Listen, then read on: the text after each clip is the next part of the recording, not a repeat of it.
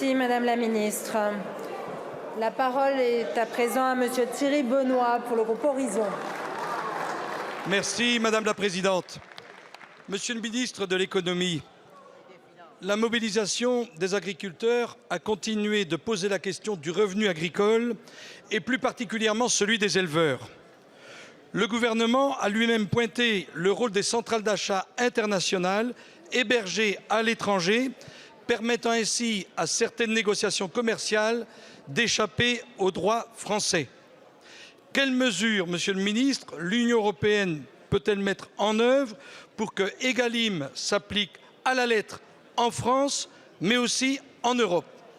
Deuxième point, dans le secteur laitier, les organisations de producteurs sont en grande difficulté dans la contractualisation avec certains industriels.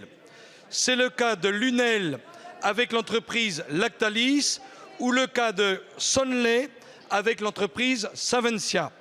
Avec dans ce dernier cas, la crainte pour certains éleveurs laitiers de ne plus être collectés au 8 mars. Aujourd'hui, les pouvoirs publics sont interpellés par les organisations de producteurs. Monsieur le ministre, quelle suite le gouvernement entend-il donner à l'alerte de certaines organisations de producteurs? Je vous remercie. Je vous remercie. La parole est à Monsieur Bruno Le Maire, ministre de l'Économie, des Finances, de la souveraineté industrielle et numérique. Merci Madame la Présidente. Mesdames et Messieurs les députés, Monsieur le député Thierry Benoît, je connais votre attachement au monde agricole, en Ille-et-Vilaine, dans le canton de Fougères et plus loin.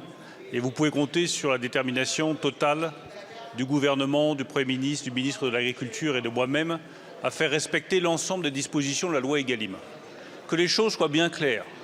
Un produit qui est négocié et qui est vendu en France respecte toutes les dispositions de la loi Egalim qui ait été négociée sur le territoire français ou dans une centrale d'achat européenne. Et j'ai demandé à la Direction générale de la consommation et de la répression des fraudes de veiller à ce que tous les produits, en particulier laitiers, qui ont été négociés par l'intermédiaire de centrales d'achat européennes respectent rigoureusement l'ensemble des dispositions de la loi Egalim. Sur 1000 contrats, nous en avons 124 qui ne respectent pas les dispositions de la loi Egalim. J'ai envoyé des injonctions aux 124 industriels et distributeurs concernés. Ils ont 15 jours pour se conformer à la loi Egalim, faute de quoi ils encourent une sanction de 5 millions d'euros par distributeur ou par industriel. Notre main ne tremblera pas, nous serons intraitables avec ceux qui ne respectent pas les dispositions de la loi Egalim.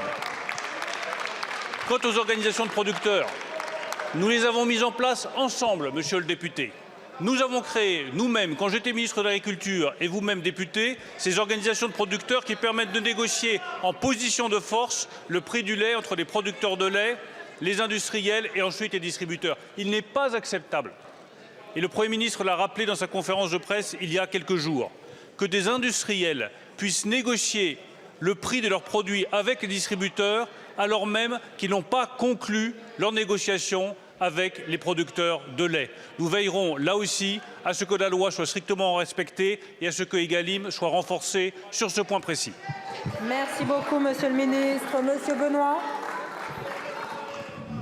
Merci Madame la Présidente. Comme il me reste quelques secondes, je voulais simplement dire que sur les centrales d'achat hébergées dans d'autres pays que la France, l'Union européenne devrait procéder au même travail qu'on a réalisé ici il y a 5 ans. Une commission d'enquête sur le fonctionnement des centrales d'achat qui sont hébergées à l'international et notamment en Europe.